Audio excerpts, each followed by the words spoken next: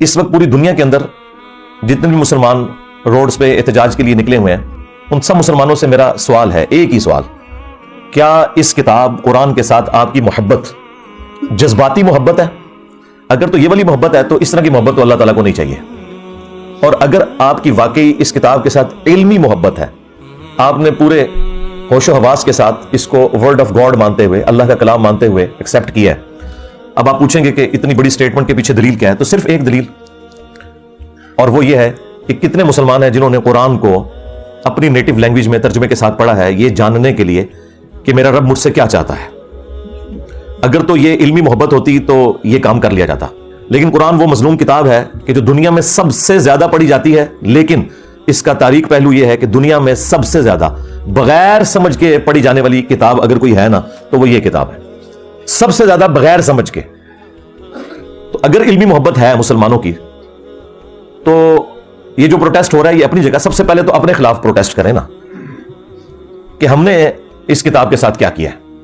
ہماری عوام نے، ہمارے علماء نے، عوام نے اسے مردے بخشوانے کا ذریعہ مان لیا ہوا ہے، بس اس سے زیادہ کچھ نہیں ہے۔ یا زیادہ سے زیادہ کسی نے چھلانگ ماری تو ناظرہ، کسی نے تھوڑی لمبی چھلانگ ماری تو بچے کو حفظ کروا دیا، ایک طوطا بنا دیا جسے کچھ نہیں پتا، اور وہ اس امید میں ہے کہ یہ حافظ قرآن ہمیں ساتھ لے کے جائے گا۔ کتنے لے کے جائے گا یہ آگے جا کے پتا چلے گا۔ بھائی یہ جو ابو داؤد کی حدیث المستدرک للحاکم میں جو حدیث موجود ہے، مشکات کے اندر بھی موجود ہے، حافظ قرآن کی فضیلت کے اعتبار سے وہ اس حافظ کے لیے جس نے قرآن کے حلال کو حلال اور حرام کو حرام جانا۔ جب مسلمان کو یہ پتہ ہی نہیں قرآن میں کیا لکھا ہے، اس نے عمل کہاں سے کرنا ہے؟ اب جن لوگوں کو سمجھ تھی، یعنی علماء کا طبقہ جن کا کام تھا کہ وہ عوام الناس کو دین سکھاتے، وہ الٹا اسلام کے دشمن بن گئے کہ انہوں نے پبلک میں یہ مشہور کر دیا کہ قرآن و حدیث ڈائریکٹ نہ پڑھنا، گمراہ ہو جاؤ گے۔ ایک مسلمان اردو لنگوسٹک والا جب احمد بریلوی صاحب کا ترجمہ پڑھتا ہے تو وہ قرآن ڈائریکٹ کہاں سے پڑھ رہا ہے؟ وہ تو احمد بریلوی صاحب سے قرآن پڑھ رہا ہے۔ اگر کوئی ڈائریکٹ اشرف علی تھانوی صاحب کا ترجمہ پڑھتا ہے تو وہ قرآن ڈائریکٹ کہاں سے پڑھ رہا ہے؟ وہ تو اشرف تھانوی صاحب سے قرآن پڑھ رہا ہے، جو آپ کے ممبروں پہ بیٹھے ہوئے ہیں کہ قرآن و حدیث ڈائریکٹ نہیں پڑھنا۔ اور یہ کہہ رہے کیوں ہیں؟ ان کو پتا ہے کہ ان کے فرقے کا کوئی عقیدہ قرآن و سنت کے مطابق نہیں ہے۔ انہیں فوراً فکر لگ جاتی ہے کہ اگر کسی نے قرآن ترجمے سے پڑھا تو پھر مرے ہوئے بزرگوں کو، بابوں کو پکارنا چھوڑ دے گا، ایک اللہ کا پکارنے والا وہ بن جائے گا۔ مسلمان کا یہ عقیدہ ہو ہی نہیں سکتا کہ یہ کتاب گمراہ کرتی ہے، ورنہ ہم غیر مسلم کو یہ کہیں گے کہ بھائی یہ لو کتاب پڑھو، گمراہ بھی ہو سکتے ہو، ہدایت بھی پا سکتے ہو، آگے تمہاری اپنی مرضی ہے، اوکے کری کول ہی رکھو۔ ہاں لاجیکل۔ آج اگر کوئی غیر مسلم اسلام قبول کرنا چاہے یا اسلام کو اسٹڈی کرنا چاہے اور ہم سے پوچھے بتاؤ تمہاری کتاب کون سی ہے، ہم اسے قرآن دیتے وقت یہ کہیں گے کہ یہ ہماری کتاب ہے، لیکن 50-50 چانسز ہیں، گمراہ بھی ہو سکتے ہو، ہدایت بھی، کہ کری کول ہی رکھو۔ قرآن کو آگ لگانے سے کیا قرآن ختم ہو جائے گا؟ زیادہ زیادہ ہمیں ایک تکلیف ہوئی ہے نا تو ہم اس کا اظہار کریں گے۔ تو مجھے بتائیں کتنے مسلمان ہیں جنہوں نے یہ آگ لگائے جانے والے واقعے کے بعد آ کے وی لاگ بنایا کہ ہاں بھائی آج کے بعد میں 5 وقت نماز پڑھوں گا، میں داڑھی رکھوں گا، اور آج سے ہی میں قرآن ترجمے سے پڑھوں گا اور میں دیکھوں گا کہ میرے رب نے مجھ سے کیا کہا ہے، تم نے میری اس کتاب کو آگ لگائی ہے، میں آج سے اس کتاب کے مطابق عمل شروع کر دوں گا۔ ایک کو گل کر کے دسے، کوئی نہیں کرتا، نہ کوئی عالم نہ کوئی وائز کسی کو کہے گا کہ تم ایسا کرو، قرآن و حدیث ڈائریکٹ نہ پڑھنا گمراہ ہو جاؤ گے، قرآن و حدیث ڈائریکٹ نہ پڑھنا گمراہ ہو جاؤ گے۔ اور اس بات کے اوپر کسی کی جرت ہی نہیں ہوتی کہ بولے کہ ان کو للکارے کہ یار یہ کیا بات تم کر رہے ہو، یہ اسلام کے ساتھ دشمنی کر رہے ہو؟ کیا یہ قرآن و حدیث میں کہیں لکھا ہوا ہے کہ قرآن و حدیث ڈائریکٹ نہ پڑھنا گمراہ ہو جاؤ گے؟ وہ ظالم انسان، کیا تجھے قرآن میں یہ آیت نظر نہیں آئی تھی؟ شہر رمضان الذی انزل فیہ القرآن، رمضان کا مہینہ وہ ہے جس میں قرآن نازل ہوا، ھدی للناس، پوری انسانیت کے لیے ہدایت ہے، وبینات من الہدی، اور اس میں ہدایت کے روشن دلائل ہیں، والفرقان، اور یہ کتاب حق اور باطل میں تمیز کرنے والی کتاب ہے، ھدی للناس، پوری انسانیت کے لیے۔ وَأُوحِيَ إِلَيَّ هَذَا الْقُرْآنُ لِأُنذِرَكُم بِهِ وَمَن بَلَغَ، اے نبی تم فرما دو قرآن میری طرف اس لیے وحی کیا گیا تاکہ میں اس کتاب کے ذریعے لوگوں کو ڈر سناؤں آخرت کا، اور جس تک یہ کتاب پہنچ جائے اسی کتاب کے ذریعے وہ تبلیغ کرے، ڈر سنائے۔ یعنی جو دعوت و تبلیغ کے لیے سلیبس ہے وہ قرآن ہے، فضائل اعمال یا فضائل سنت نہیں ہے، قرآن ہے۔ فذکر بالقرآن من یخاف وعید، اے نبی قرآن کے ذریعے تبلیغ کریں، ڈر سنائیں ہر اس شخص کو جو اللہ کی دھمکی سے ڈرنے والا ہے۔ اور نبی اسلام کے دنیا سے تشریف لے جانے کے بعد قیامت تک کے لیے اللہ تعالیٰ نے ختم نبوت صلی اللہ علیہ وآلہ وسلم کی برکت سے اس کتاب کو محفوظ بھی کر دیا۔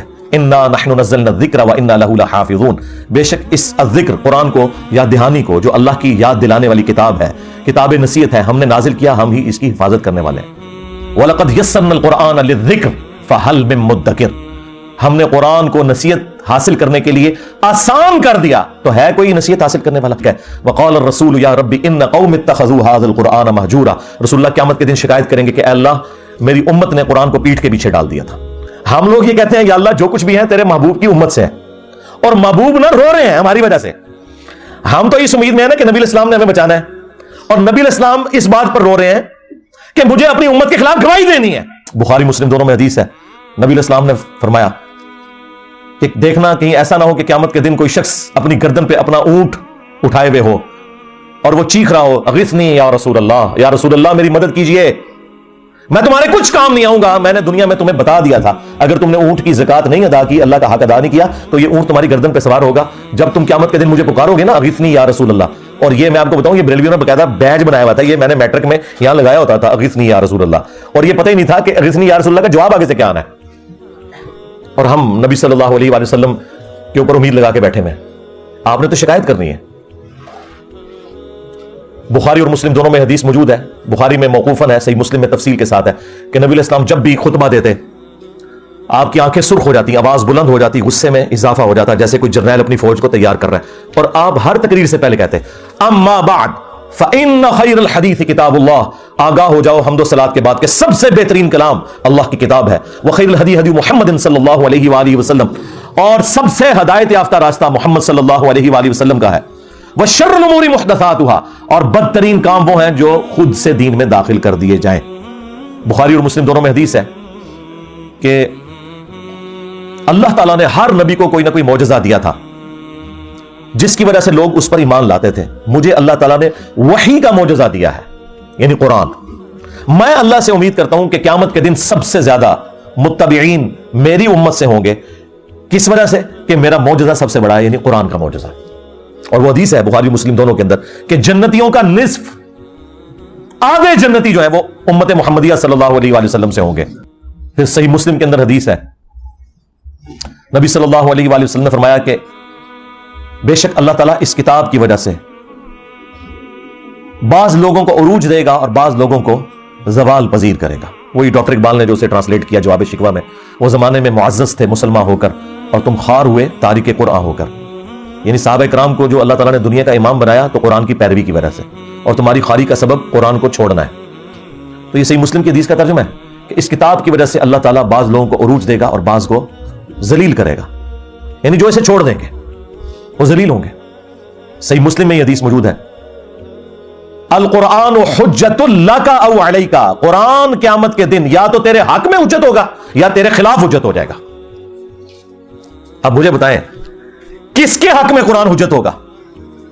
جو قرآن کو پڑھ کے اس پہ عمل کرے گا۔ اور کس کے خلاف قرآن حجت ہوگا؟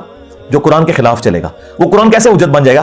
بھئی قرآن میں جب لکھا ہوا ہے کہ سود حرام ہے اور ایک بندہ پوری زندگی سود کھاتا رہا تو قرآن ہی اس کے خلاف گواہی دے دے گا کہ میں نے تو اسے حرام قرار دیا تھا اور اس نے حلال بنا لیا۔ تو قرآن یا تو تمہارے حق میں حجت ہوگا یا تمہارے خلاف۔ یہ بالکل واضح حدیث موجود ہے۔